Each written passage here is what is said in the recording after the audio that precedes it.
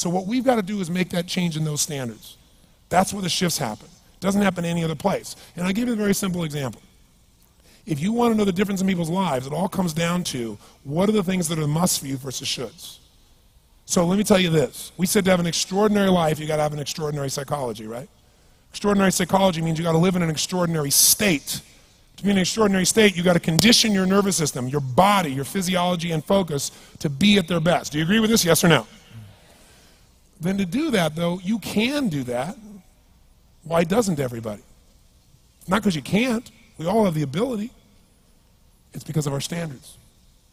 I remember a time early in my career, I was about 24, and I went to do a seminar in Boston.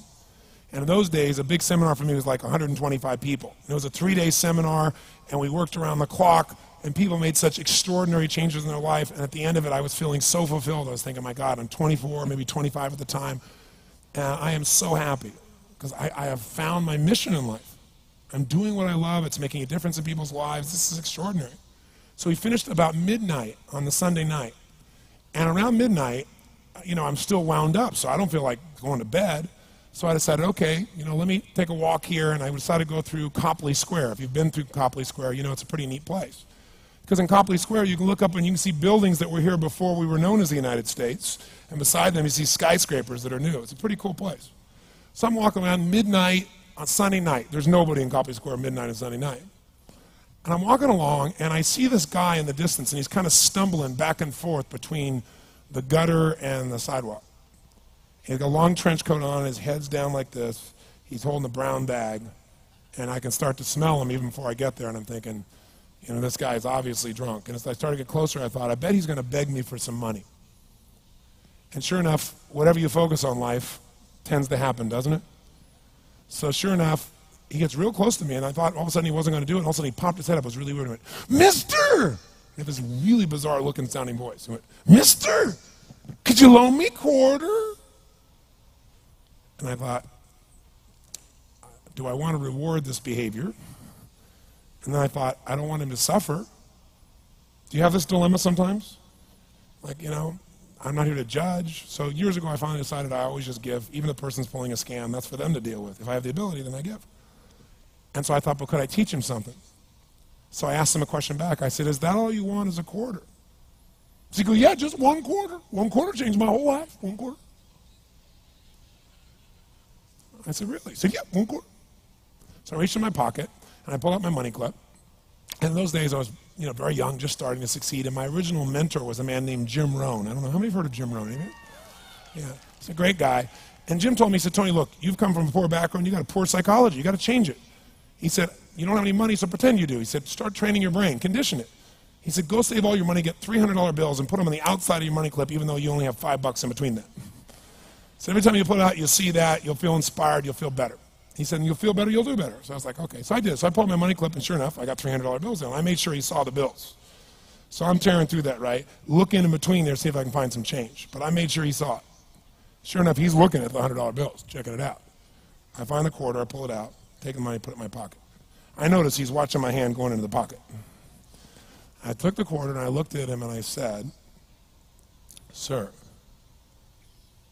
life will pay any price you ask of it. And I gave him the quarter. And then something really interesting happened. He took the quarter. He looked at the quarter. He looked at me.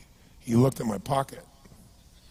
He looked back at the quarter, looked at me, looked at my pocket, looked at me again, looked at the quarter, looked at my pocket, looked back at me and said, you're weird.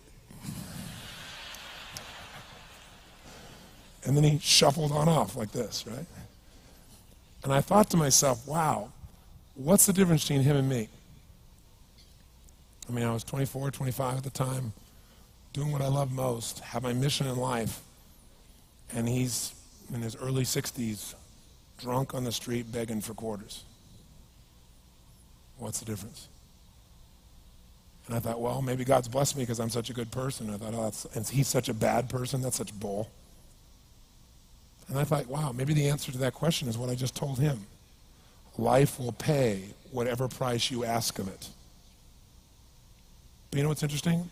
You got to ask intelligently. In the Bible it says, ask and you shall what? Yeah, pretty good formula. You ought to look into it. But you know what? It says, ask and you shall receive, but I'm sure it meant ask intelligently. I'm sure that's what God meant. I'm sure he didn't mean bitch and you will receive. Whine and you will receive. I don't think that was the instruction. Now, if you were going to ask intelligently, there might be 5 elements of that. Number one, you'd have to ask specifically, wouldn't you? You wouldn't ask in a general way. People do that all the time. They go, I want more money. Fine, here's $1, get out of here. Very often, you're getting what you're asking for. You're just not aware of how general you're asking. Clarity is power. The more clear you are about exactly what it is you want, the more your brain knows how to get there. Your brain is a servo mechanism. It's like a bomb. Those bombs, those missiles, they have a servo mechanism. So if the target moves, it knows what the target is, it follows it. Your brain, when you condition it, knows exactly what to go for and it'll find a way to get there. Did you ever buy a certain outfit or a certain car and suddenly see that car outfit everywhere? How many of you have had that experience? Say, aye. How come that car outfit's everywhere? It always was everywhere, but now you notice it. And the reason is because there's a part of your brain called the reticular activating system, the RAS. That part of your brain determines what you notice and what you don't notice. Your brain spends most of its time trying to make sure you don't notice because you'll go crazy if you notice everything. But when you decide what's most important to you, your brain goes after it. Everyone I know who's successful builds what I call an RPM plan. An RPM is built on the metaphor that the way to get from where you are to where do you want to go to the fastest is you got to build power, like in a car, RPMs. And the R stands for they know the result they're after. They know what they want precisely. If you don't know exactly what you want or you let yourself get beyond that into something general, you're not going to achieve it. Clarity is power. You got to know the specific result you're after. What do you want?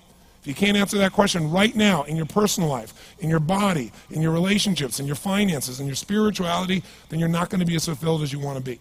Today we're going to have you answer one of those questions at least. The second part of it, you got to know P, why you're doing it. Because you know what? You may get a big goal. Somebody says, I want to make $1 billion. I want to bring peace to the earth. Why? Because as soon as you come up with a goal, all the obstacles show up. And unless you've got enough emotional drive to break through that, you're never going to discover what it really takes. So you got to get yourself past that. And the way to get past that is have enough reasons. Reasons come first, answers come second. This man did not know what he wanted. He did not have enough reasons. To ask intelligently, you got to ask specifically. To ask intelligently, you got to know why you want it, have enough drive to make it happen, enough juice to make it happen. If you don't have enough reasons, you will not make it happen. And the M is, what is your massive action plan? What is going to get you to actually fall through? Because the first plan's not going to work and the second plan's going to work, so you better have enough plans that if the first two don't work, you still got something else. Otherwise, you're going to be having excuses why it didn't work. So asking intelligently requires that. So if we're going to be extraordinary in our results, we've got to be in an extraordinary state. We've got to know what we want and we've got to go use it.